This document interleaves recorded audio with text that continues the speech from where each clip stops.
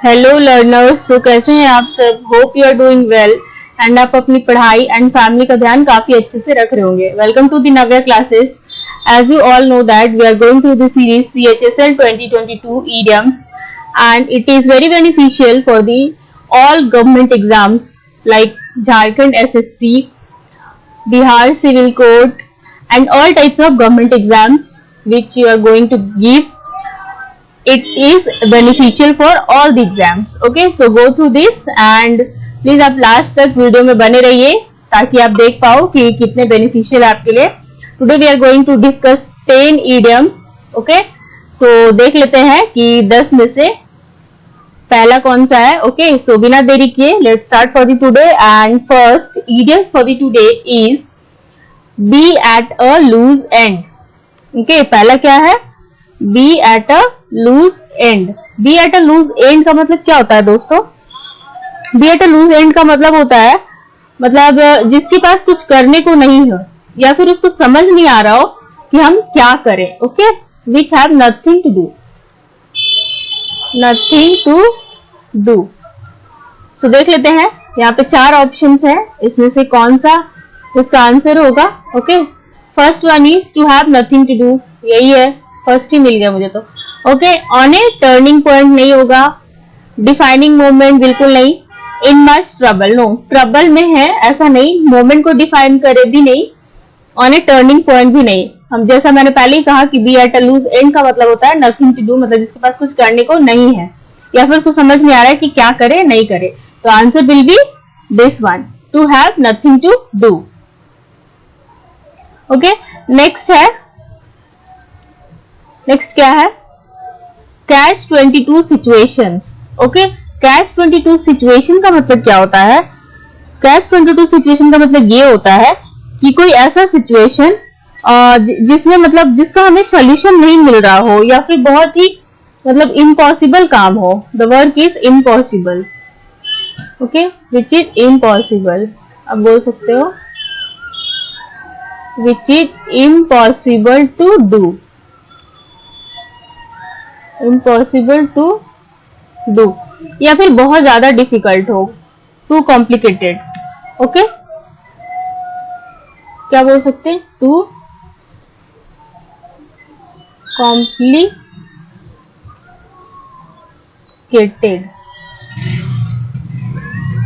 ठीक है, ऐसा मतलब ऐसा काम या फिर ऐसा सिचुएशन जो बहुत मुश्किल है करना या फिर एकदम नहीं हो पा रहा है, समझ नहीं आ रहा है कि कैसे करें, बहुत ज्यादा कॉम्प्लिकेटेड है या फिर एकदम ऑलमोस्ट इम्पॉसिबल है। ठीक है, फॉर एग्जाम्पल अगर हमको कोई टास्क दिया जाता है, ठीक है, जैसे मान लो कुछ होमवर्क याद करना हो या फिर कुछ ऐसा टास्क हो एग्जाम्स में हो कि सारे चैप्टर्स टीचर ने बोला हमें इतने सारे चैप्टर तुम्हें कंप्लीट करना है, बट एकदम से 1 घंटे में तो इम्पॉसिबल है। जैसे हम एग्जाम्स के दिन एकदम पढ़ने बैठ जाए और चाहे कि पूरा बुक खत्म कर ले तो वो एकदम इम्पॉसिबल है। ठीक है, एक दिन में अगर हमने कभी पूरे साल भर बुक पलट कर नहीं देखा और एक दिन में चाह रहे हैं कि तुरंत से सारा चैप्टर कंप्लीट कर ले तो वो इम्पॉसिबल है। ठीक है, हाँ बस गो थ्रू हो सकते हैं बट पूरा अच्छे से कंप्लीट करना इज इम्पॉसिबल। फाइन, सो देखते हैं कि आंसर क्या होगा। Difficult situation in which the solution to a problem is impossible. Okay, held as the ultimate champion. Okay, ultimate champion नहीं, यहाँ पे चैंपियन और अल्टीमेट का कोई बात नहीं हो रहा है। वर्दी सक्सेसर टू द थ्रोन, ये भी नहीं होगा। Positive outcome in a tough situation, मतलब कोई टफ, ये देख लेते हैं, ए और डी में कंफ्यूजन है। ठीक है, ए और डी में कौन सा होगा? A positive outcome in a tough situation, मतलब कोई टफ सिचुएशन है उसमें पॉजिटिव आउटकम होना। कोई नेगेटिव सिचुएशन है मतलब नेगेटिव में पॉजिटिव आउटकम। ओके, नेगेटिव में पॉजिटिव आउटकम। तो यहाँ पे कौन सा अप्रोप्रिएट लग रहा है? देखो ये साफ साफ लिखा हुआ दिख रहा है, difficult situation in which the solution to problem is impossible, मतलब कोई बहुत ज्यादा कॉम्प्लिकेटेड सिचुएशन है जिसमें कि सॉल्यूशन ढूंढना क्या है, प्रॉब्लम का, बहुत ज्यादा इम्पॉसिबल है। तो आंसर यही हो जाएगा फ्रेंड्स। ठीक है, a, difficult situation in which the solution to problem is impossible, catch 22 situation का मतलब।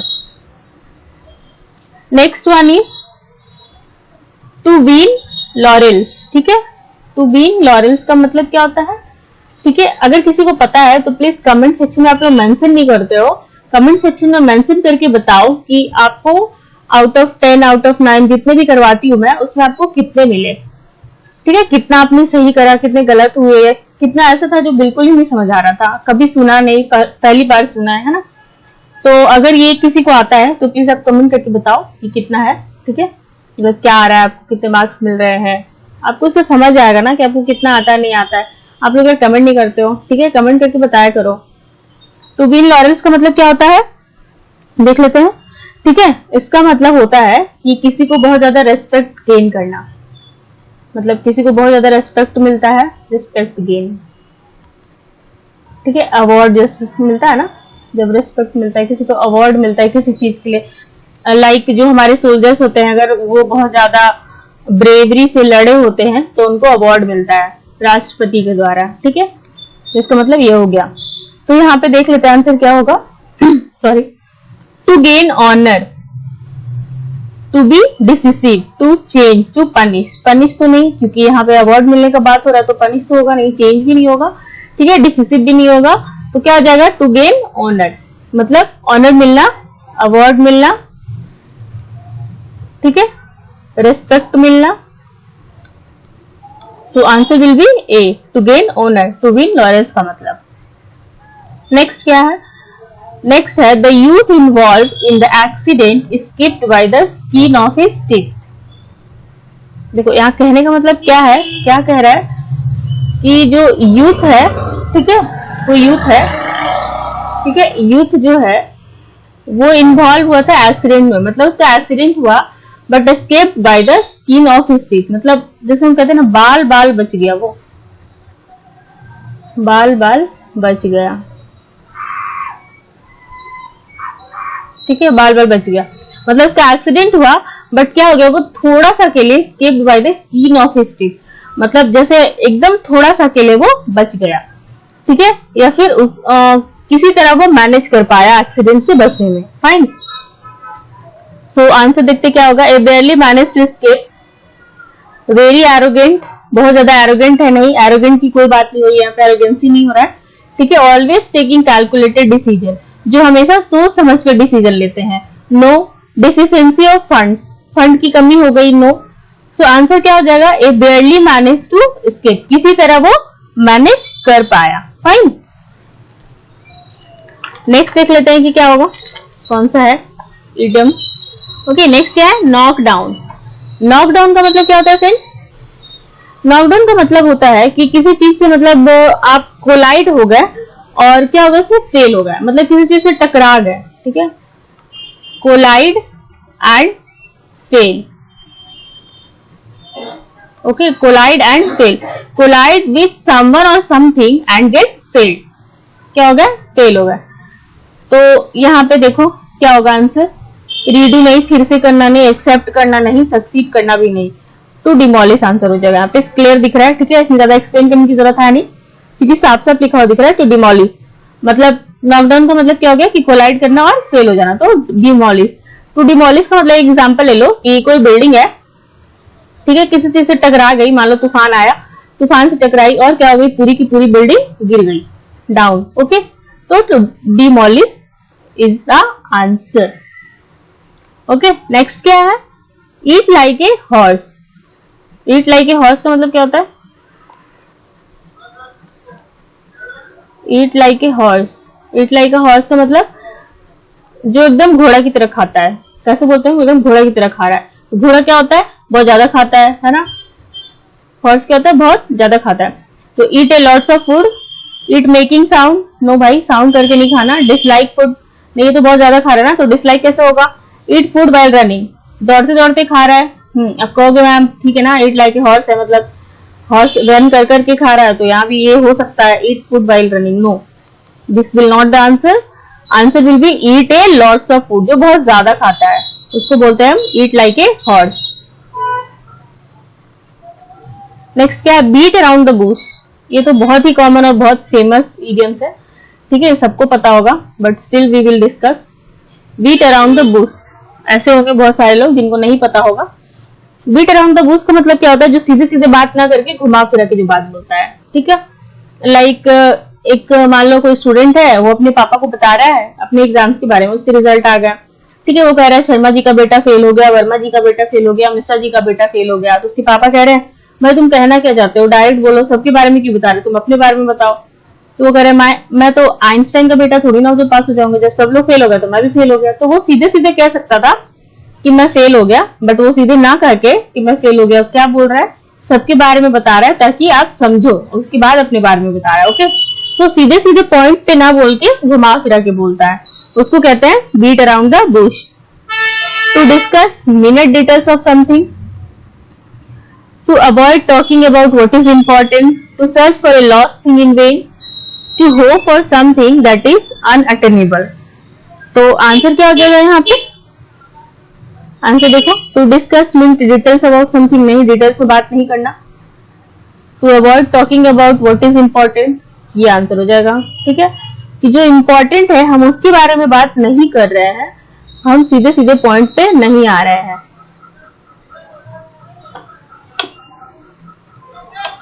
नेक्स्ट क्या है, playing the devil's advocate. Playing the devil's advocate का मतलब क्या होता है, ये किसी को पता है क्या? प्लेइंग द डेविल्स एडवोकेट का मतलब होता है, ठीक है, अगर किसी को पता है तो आप कमेंट में बता सकते हो, वरना मैं तो बता ही रही हूँ। ठीक है, आप ट्राई कर सकते हो अगर आपको आता है तो, या फिर नहीं भी आता तो थोड़ा सा रिलेट करके बताने की कोशिश कर सकते हो, अच्छा रहेगा आपके लिए। ठीक है, आपको पता चलेगा कि कितना मैं जान पा रहा हूँ या जान पा रही हूँ। ठीक है, सो प्लेइंग द डेविल्स एडवोकेट का मतलब क्या होता है कि गलत का भी साथ देना पड़ता है हमको जानबूझ के, जब हमें पता है, ठीक है, गलत का साथ देना, गलत का साथ देना। ठीक है, मान लो कि हमें पता है कि वो इंसान गलत है या फिर वो कुछ गलत कर रहा है, बट हमारी क्या होती है, कभी कभी मजबूरी होती है कि हम तब भी उसका साथ देते हैं।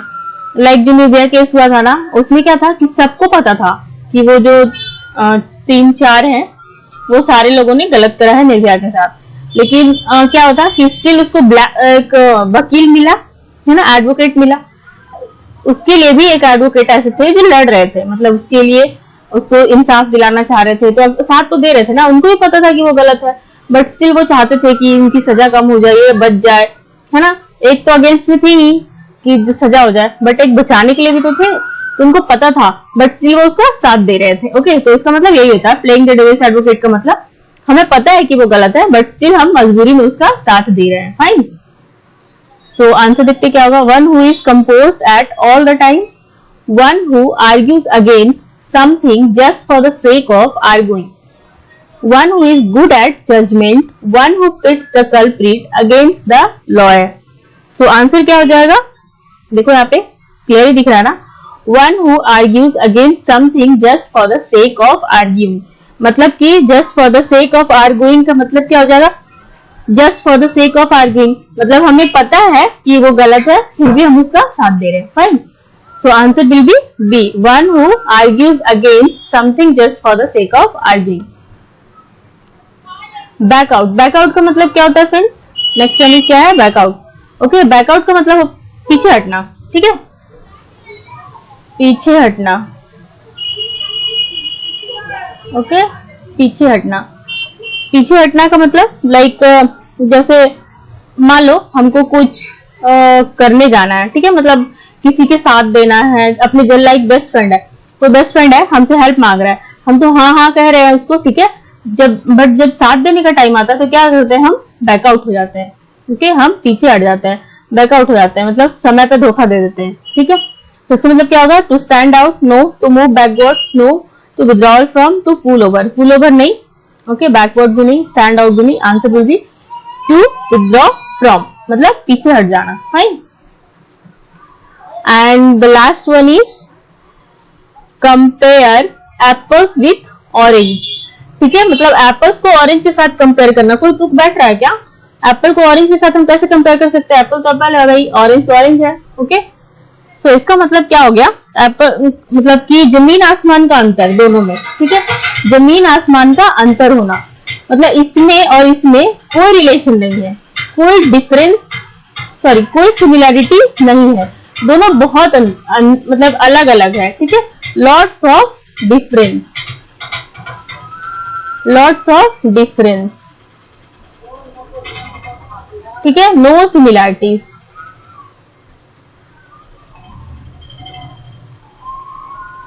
No similarities. ठीक है, मतलब जमीन आसमान का अंतर है दोनों में, कोई कंपैरिजन है क्या? एप्पल को ऑरेंज से हम कैसे कंपेयर कर सकते हैं? एप्पल का अपना क्वालिटीज है, ऑरेंज का अपना qualities. Okay fine. So calculation of protein, no, protein की कहाँ बात हो रही है यहाँ पे? Comparison between two kinds of fruit. अच्छा, दो है, एप्पल है, ऑरेंज है, तो दोनों में कंपेयर हो रहा है, तो कहोगे ये हो सकता है क्या? Comparison between two kinds of fruits. तो हमें मीनिंग थोड़ा ढूंढना है, हमें इडियम्स का मतलब पता करना है। ठीक है, to have a health issues, health issues है, नो हेल्थ इश्यूज क्यों होगा यहाँ पे? अनइक्वल कंपेरिजन, ये आंसर यही होगा। ओके, अनइक्वल कंपेरिजन मतलब दोनों में जमीन आसमान का फर्क है, कोई सिमिलैरिटीज नहीं है, फिर भी हम उसको कंपेयर कर रहे हैं, मतलब unequal comparison.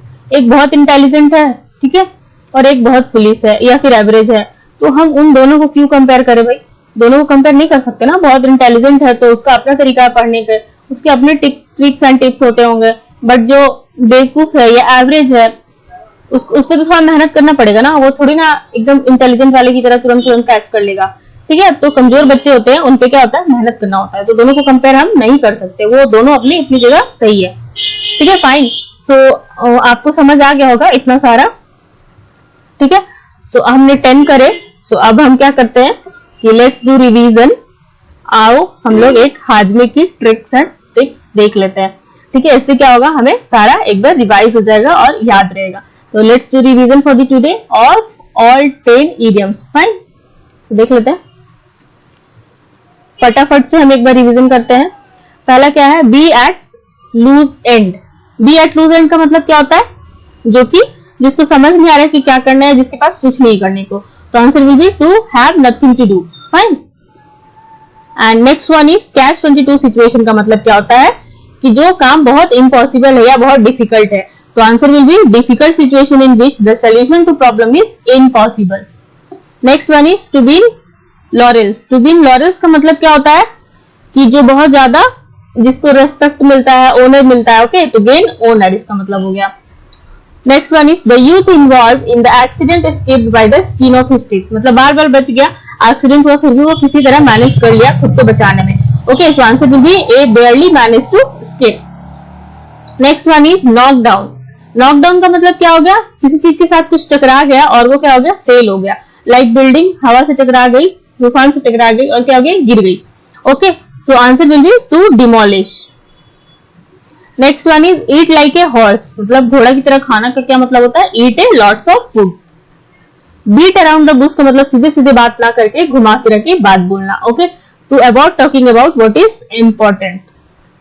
Playing the devil's advocate का मतलब क्या होता है? कि हमें पता है कि वो गलत है बट स्टिल हम उसका साथ दे रहे हैं। सो answer will B one who argues against something just for the sake of arguing.